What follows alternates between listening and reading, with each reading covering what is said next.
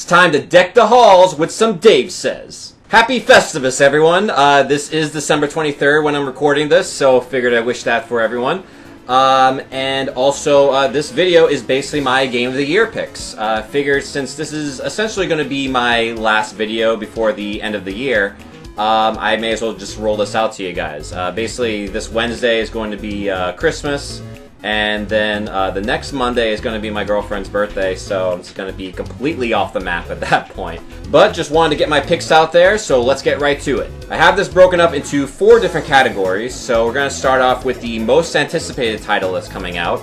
Starting off with Watch Dogs. Now, Watch Dogs was a game that I had the pre-order for the PS4 before it got delayed later on. But this game is completely blows my mind every time I see new footage for it, and I'm just like really looking forward to see how much further that they're going to bring the open world sandbox type of genre out there. Like, especially being made by Ubisoft, who is probably my favorite AAA studio out there.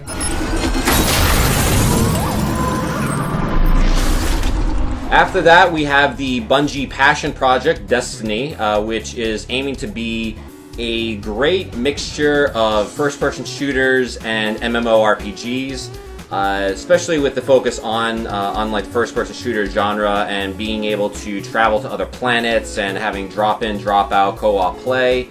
And it just looks like it's just going to be a buttload of fun, just something that I'm just really excited to be exploring around to like the different planets and just shooting up monsters all over the universe.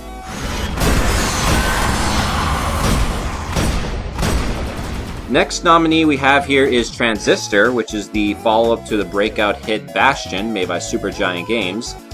When just looking at the gameplay, it looks like it's just more of the same, but in reality there is this great gameplay mechanic added in there, which actually makes it more of a turn-based game.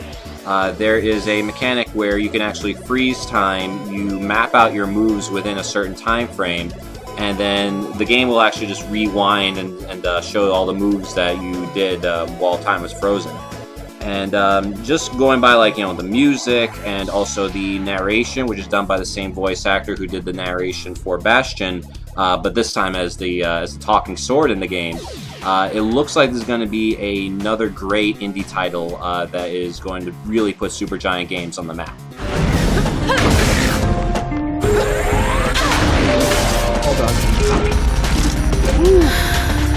They're gone, but so is this whole block. The next title we have here is a Kickstarter project called Hyperlight Drifter, which started off with a goal of $27,000 and ended up making over $600,000. And for good reason, too. I mean, the game looks absolutely gorgeous. It looks like a great callback to old 8-bit, 16-bit type of games of that genre. And from what I hear, it's going to be a great marriage of gameplay between like The Legend of Zelda: Link to the Past and Diablo. So definitely looking forward to this one.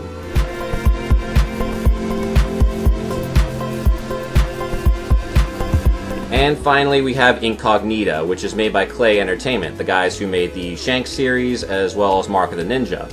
This is a completely different approach for them, where it's a stealth turn-based strategy game.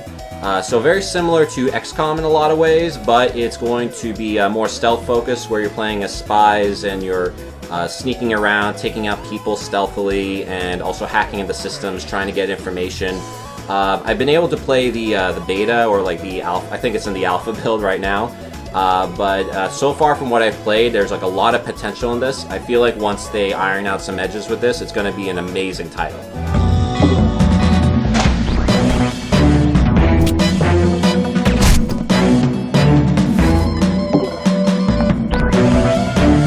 And the winner is Destiny. I am so looking forward to this game for a number of reasons. One, being made by the original creators of Halo, so you know that the first-person shooter aspects of this game are going to be really superb. But also just with how ambitious that the game itself is going to be, like especially with being able to create like your own spacecraft and going around to like different planets, and it just seems like that there's a lot of game in this. Like, it just seems like it's going to be a lot of fun, especially with the fact that you can have people drop in and drop out of like events that are going on. Any given opportunity could be a chance for adventure. There's a lot of loot to be had, so it's very similar to Borderlands in a lot of way in that sense. So I couldn't help but have this be my most anticipated game for the next coming year.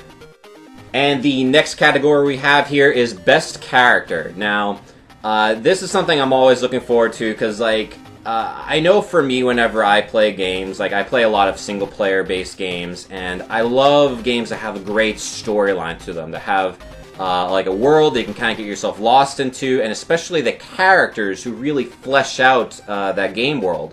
And in this case, with these nominees, they are true examples of of this being the case, where you just have people who you just love to interact with, or just love just to see what they do next. You just can't get your eyes off them. So, starting off the list here, we have Elizabeth from BioShock Infinite. Now, everyone wants to make the joke about the whole Booker catch and how she's just constantly throwing weapons at you all the time when in combat. But when you're talking about the actual story moments with her involved, you can really get that sense that she is truly like a little girl trapped in a young woman's body. She just has that sense of wonderment just from being cooped up in a tower pretty much her entire life, and seeing her explore the outside world for the first time is a real joy to watch. Miss Elizabeth. Hello. Oh, this is wonderful. Oh, come dance with me, Mr. DeMay. I don't dance. Come on, let's go. Why? What could be better than this? Next nominee we have is Ellie from The Last of Us. Now, in a lot of ways, she is like the opposite of Elizabeth, because she is a little girl who is forced to grow up in the world that she's in. Especially when death is around every corner. And just with her interaction with Joel and everything is just a real great father-daughter like kind of relationship that is amazing to see. But in her own right, she is a tough girl, and just able to bypass any obstacles that might get in her way. Everyone I have cared for has either died or left me. Everyone fucking except for you. And speaking of Joel, we have him next. Now, he is a really interesting character just by the way that you see how different he has to become from the very beginning of the game, where he's your basic protective father, and just seeing him shortly after that scene, still near the beginning of the game, where you see he's almost on the verge of being beaten, but he is just basically just hanging in there to survive, and then almost elevating back to being that protective father type of character.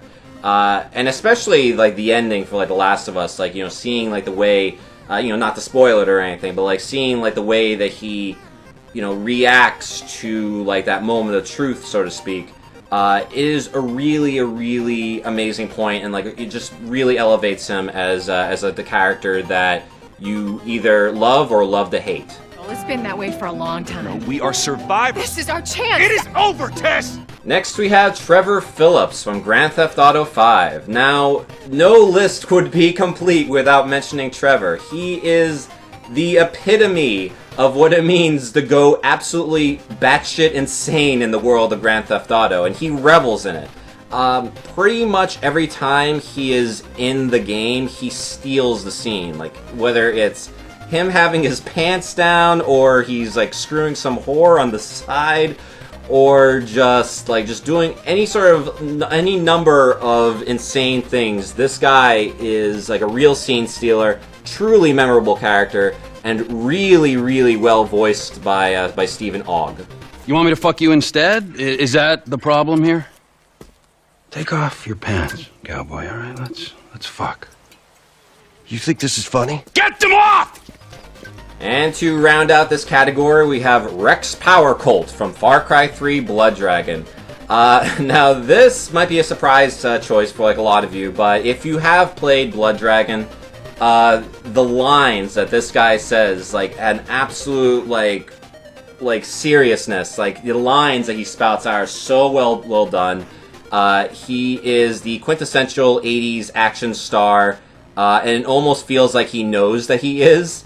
Being that parody and just really living up to it, being able to flip people off with their bionic arm, there was just no question that I had to include this guy on the list. Your wife? No. Lady Liberty. She taught me that winners don't use drugs. And the winner is Trevor Phillips. Now, there was just no question. I knew as soon as I was making this list that Trevor was going to be the winner. When I was playing through Grand Theft Auto 5 the first time, and the very first time I saw Trevor, when he kills the, I forget his name, but like the guy who is the protagonist for the Lost in the Damned DLC, once he killed him, like the first time you see Trevor, I'm like, okay, this guy is going to steal this entire game. And he did. Like, there was just moment after moment where you're just absolutely floored by what this guy does. He has a lot of amazing lines, great missions, and he is just absolutely the character of 2013. Well, thank you very much, cowboy. Bullshit! Oh, I like it, denial! That is first part of the grieving process, brothers. Now let's all hold hands, huh? Next category we have here is the downloadable game of the year. Now, I wanted to focus more on the on the smaller titles for this, strictly because you have like a lot of AAA titles that overshadow them, and this is like their chance to shine in the spotlight. And there have been like a lot of great quality titles in this category. So to start it off, let's go with Far Cry 3 Blood Dragon. Now, this game, I actually played this game before Far Cry 3. And it is amazing, like, how, like, when I was playing this over-the-top, like, insane version, basically, of Far Cry 3, or at least the Far Cry 3 engine, just how much it turned me on to it. I mean, I just had so much fun with this game, especially with, you're dealing with, like, blood dragons shooting lasers out of their eyes. You got all the crazy weapons involved with it, all the great one-liners. It is just a blast to play, and I would highly recommend it for anyone, whether you played Far Cry 3 or not. School's out forever. He's got the science. He's got the firepower. And he's got the robo-balls. That's a Rex code guarantee. Next up on the list is Blood of the Werewolf, which I never even heard of until I was asked to review it for the first issue of Retro Magazine. It is a great love letter to old-school action platformer games, and is pretty much just as difficult, without the frustration behind it, since it loads very quickly. The checkpoints are pretty generous, and it is just a lot of fun to play. I would highly recommend anyone to give it a shot.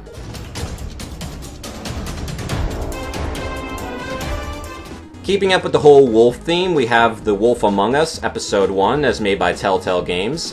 This was their first title after their breakout success with The Walking Dead, Season 1.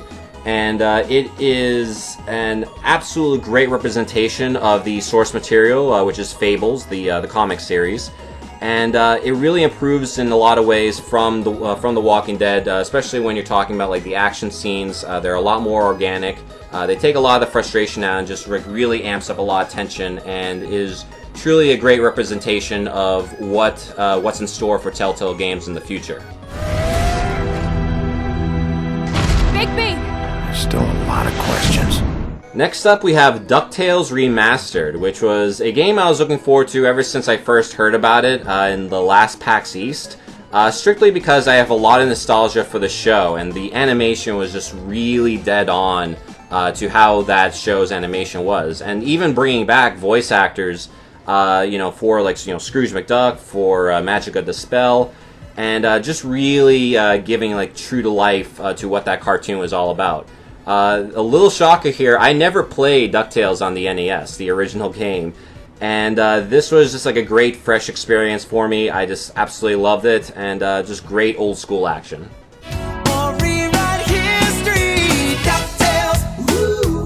Last but not least, we have Resogun, which was one of the launch titles for the PlayStation 4. Now, this game surprised me in a lot of ways simply because of I wasn't expecting to play it as much as I actually did once I got my PS4. This game can be very addictive. It is basically an old-school plane shooter, and also showing off the amount of particles they can have on screen without slowdown for the console. It is just a lot of fun. It's a great, it has a great old school challenge in the sense that you're just going for the high score all the time. But just that simple concept and just how fun and fluid and beautiful the game is really hooks you in.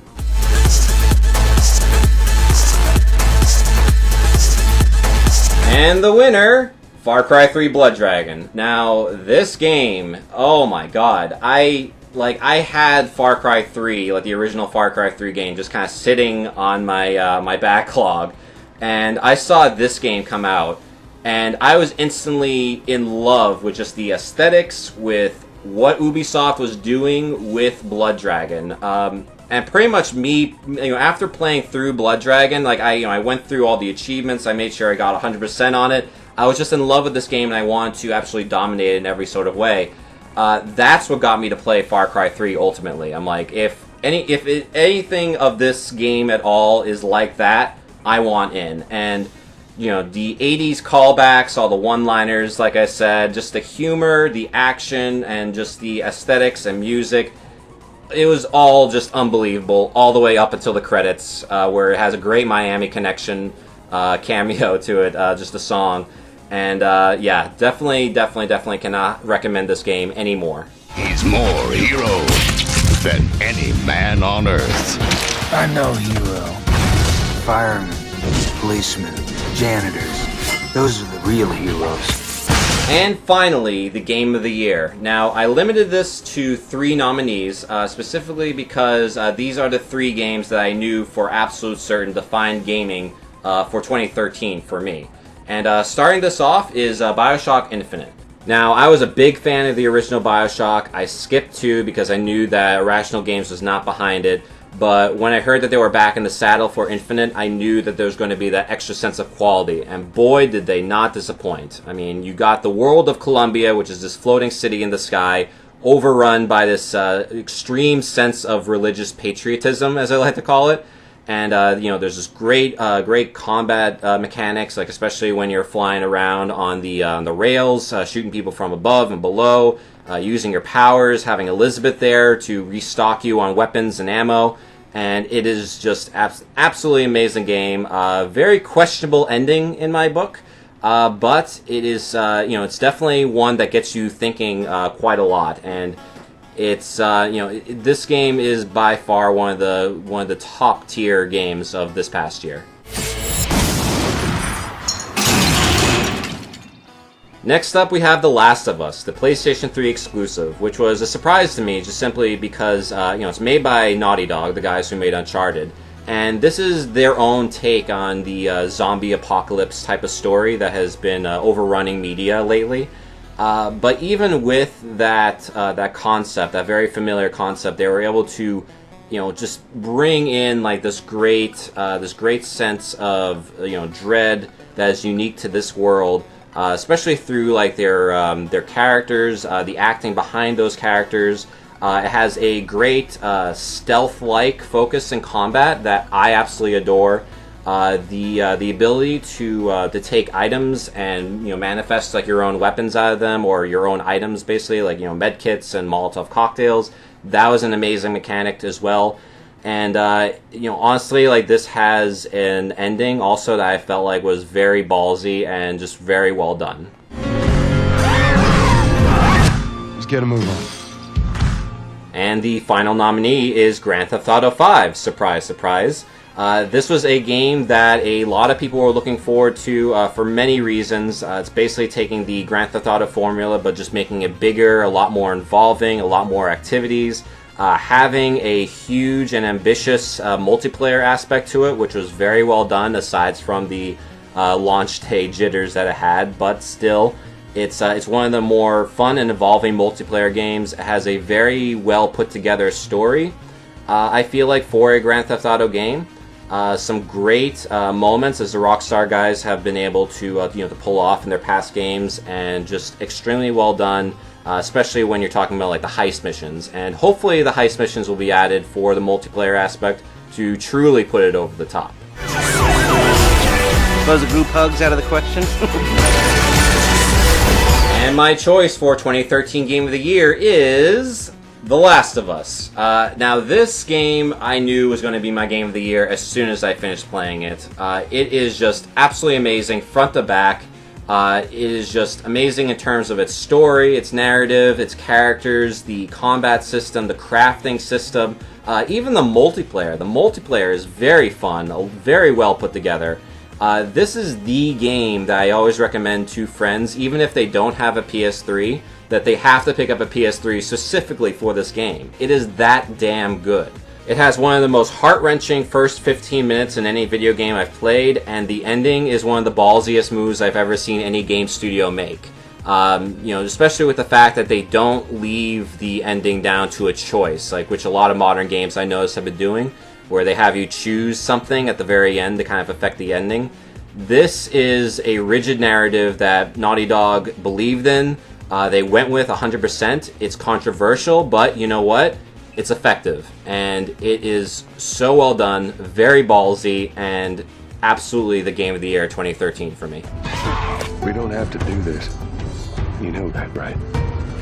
After all we've been through, everything that I've done, it can't be for nothing. So that's it. Those are my choices. So definitely let me know what you guys think in the comments below. Also, I still have the giveaway going on right now for like The Walking Dead Season 2. I have Episode 1 to give away to you guys. It's the PS3 version, just so you guys know. So I will have a tweet up when I put up this video. So you should see the tweet for the giveaway that you can retweet in order to get a chance to win below the tweet that's basically pimping out this video. So yeah, this is basically like another chance for you guys to do that. I will announce a winner. You know what? I'll probably announce it on Christmas Day. I'll find a way to just you know, I'll collect all the potential winners' names, and then tweet out who the winner is going to be on Twitter. So definitely keep a lookout for that. Even if you don't have Twitter, just keep a lookout for it. And I'll give you like a way for you to contact me if you're not on Twitter. If you are on Twitter, follow me, and I will direct message you the code in order to get that. So until next time, this is Dave. I'll catch you guys later, and happy holidays.